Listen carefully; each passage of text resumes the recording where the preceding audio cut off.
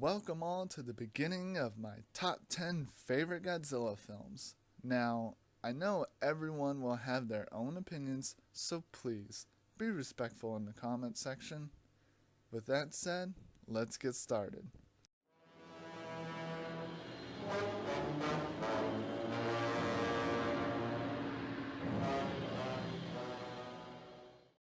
Heck yes, I loved this film as a kid and still do now.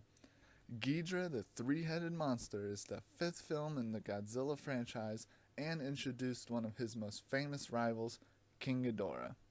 The story begins with a group of scientists studying meteor showers and hoping to find alien life. This is when the series started to play with science fiction plots. Meanwhile, a cop is assigned to be a bodyguard for a foreign princess who is traveling to Japan. She is fleeing from her country because there is a plan to assassinate her. Unlucky for her, her plane is rigged to explode. Luckily for her, however, she is telepathically contacted by aliens from Jupiter who help her escape before the explosion. Sadly, everyone else dies on the plane. Oh well. Meanwhile, a meteor lands on Earth. A team of other scientists study it and find out it has a magnetic field and can grow in size.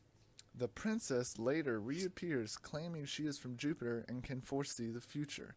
She tells the exact time and place that both Rodan and Godzilla will appear. The police discover that this prophet is the princess, and they try to recover her real memories while trying to keep her safe from the assassins who have realized the same thing. Eventually, the princess tells of how the civilization of Jupiter was wiped out by a monster called King Ghidorah. The meteorite then hatches and releases King Ghidorah, who begins destroying everything. The humans then ask the twin fairies of Infant Island, who are now celebrities, to call on Mothra. Mothra then approaches Godzilla and Rodan, who have been fighting the entire movie, to put aside their differences and save the planet. This story might not be the most interesting, but it does a ton of things all at the same time, which I find is very interesting that it all worked out, and is a decent plot. All of the monsters here look great, except for a few scenes, but holy crap, King Ghidorah is awesome. This was the first monster Godzilla fought from his own series since Anguirus in Godzilla Raids Again. King Ghidorah has Godzilla outmatched in every way. He has 3 heads, he's larger and stronger than Godzilla, he has 3 breath attacks because of his heads, and he can fly. Ghidorah definitely deserves the title of king. I love how this film acknowledges the previous film Godzilla vs. Mothra. As I said before, the twin fairies are treated as heroes and celebrities. It also explains that one of the Mothra larvae died. I love this scene. It is amazing to me. If you can't tell exactly what it is a pod of whales that are fleeing because Godzilla is swimming and surfacing right behind them. This is the first time we've seen how Godzilla affects marine life. That's awesome. I even love the scene where they humanize the monsters.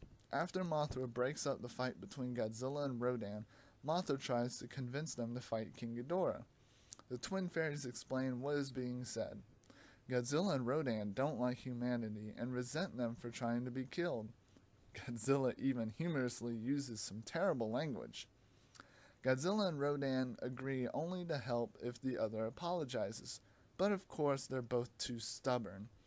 Mothra decides to fight King Ghidorah by herself and gets her butt kicked. And then Godzilla and Rodan decide to help.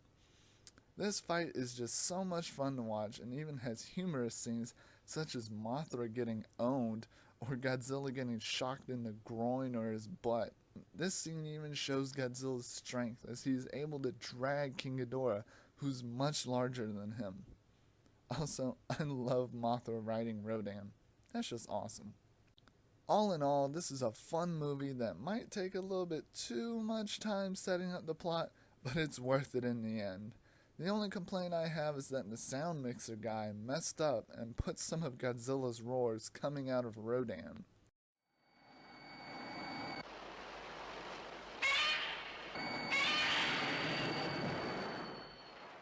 So, what's better than this movie?